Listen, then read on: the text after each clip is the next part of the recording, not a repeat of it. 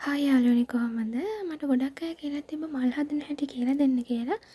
ඒ හින්දා මම අද ඔයගොල්ලන්ට මල් හදන හැටි තමයි කියලා දෙන්නේ. ඊට කලින් මාව සබ්ස්ක්‍රයිබ් කරලා නැත්නම් අනිවාර්යයෙන් මාව සබ්ස්ක්‍රයිබ් කරන්න. ඒ වගේම ලයික් කරන්න, කමෙන්ට් කරන්න, ෂෙයා කරන්න. ඒ වගේම එක ස්ටෙප් එකක්වත් මගේ අරගන්න එපා. මම කියලා දෙන්නම්. ඉස්සෙල්ලාම අපිට ඕන වෙන්නේ මේ දේවල්.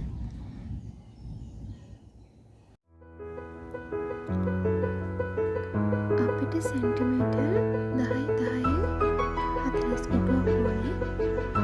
මේ තියෙන්නේ ඒ වගේ කපාගත්තු කොටුවක්. මේ වගේ සෙන්ටිමීටර් 10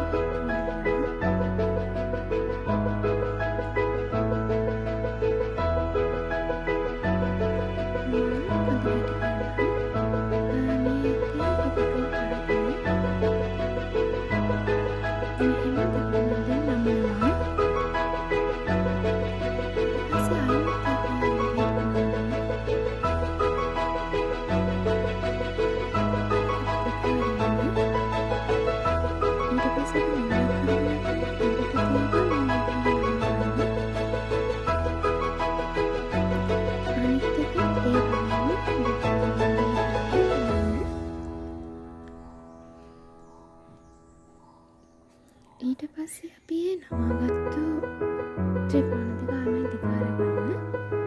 දිග ඇරලා ආයෙත් ඒක චූටියට නමාගන්න. මේ විදිහට